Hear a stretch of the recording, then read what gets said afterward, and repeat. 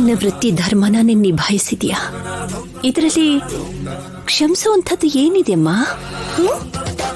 ನಿನ್ನ ಸ್ಥಾನದಲ್ಲಿರೋ ಯಾರೇ ಆದ್ರೂ ಸರಿ, ಅನುಮಾನ ಪಡೋದು ಸಹಜನೇ ಅಲ್ವಾ?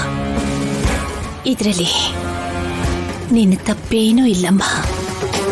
ಯೋಚನೆ ಮಾಡಬೇಡಿ ಆಫೀಸರ್ ಅಮ್ಮ. ಎಂಡೋಮೆಂಟ್ ಆಫೀಸರ್ ಆಗಿರೋದು ನಿನ್ ಡ್ಯೂಟಿ ಅಮ್ಮ. ನಾನ್ ಮಾಡಿದ ತಪ್ಪು ಇಷ್ಟು ದೊಡ್ಡ ಸಮಸ್ಯೆಗೆ ದಾರಿ ಆಗತ್ತೆ ಅಂತ ನಾನು ಅಂದ್ಕೊಂಡಿರ್ಲಿಲ್ಲ. ನನ್ನನ್ನು ಕಾಪಾಡಬೇಕು ಅಂತ ಇಷ್ಟು ದೊಡ್ಡ ಶಿಕ್ಷೆಗೂ ಒಪ್ಕೊಂಡ್ಬಿಟ್ಯಾ ಅತ್ಗೆ? ನಮ್ಮ ಕುಟುಂಬಕ್ಕೆ ನ್ಯಾಯ ಒದಗಿಸ್ಕೊಡೋದು ನನ್ನ ಧರ್ಮ. ಯಾವುದೇ ಕಾರಣಕ್ಕೂ ನನ್ನ ಕುಟುಂಬದ ಮೇಲೆ ನಿಂದನೆ ಬರಬಾರ್ದು. ನೀನು ಅಣ್ಣ ಇಲ್ಲ ಅಂತಂದ್ರೆ ಆ ಮನೆ ಆಗಿರಲ್ಲ ಅತ್ಗೆ. ನಾವೆಷ್ಟೇ ತಪ್ಪು ಮಾಡಿದ್ರು, ನಮ್ಮಿಂದ ಏನೇ ಸಮಸ್ಯೆ ಬಂದ್ರು ದೊಡ್ಡ ಮನಸ್ಸಿಂದ ನಮ್ಮನ್ನ ಕ್ಷಮಿಸ್ತಾನೆ ಇದ್ದೀರಾ. ಕುಟುಂಬದ ಗೌರವಕ್ಕೆ ಕಳಂಕ ಬರ್ದೇ ಇರೋ ಹಾಗೆ ಕಾಪಾಡ್ತಾ ಇದ್ದೀರಾ.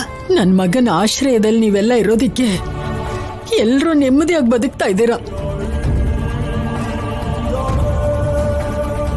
ನಮ್ ಸಂಸಾರದ ಮೇಲೆ ಯಾವ ಪಾಪಿ ಕಣ್ ಬಿತ್ತೋ ಏನೋ ನಮ್ ಸಂಸಾರನ ಹಾಳು ಮಾಡ್ಬೇಕು ಅಂತಿದ್ದಾರೆ. ನಮ್ಗೇನೆ ಕೇಳಿಸ್ತಾ ಇದೆ. ಅವ್ರ ಕಣ್ಣುಗಳು ಹಿಂಗ್ ಹೋಗ, ಅವ್ರ ಕೈ ಕಾಲುಗಳು ಮುರಿದು ಹೋಗ, ಅವ್ರ ಕೈ ಕಾಲುಗಳು ಬಿದ್ದು ಹೋಗಿ ಕುಷ್ಠರೋಗ ಬಂದ್ಬಿಡ್ಬೇಕು. ಅವ್ರ ಬೈಗಳು ನಿಜ ಆಗೋ ತರ ಇದೆ. ನಿಲ್ಸಕ್ ಹೇಳು ಚಿಕ್ಕಮ್ಮ.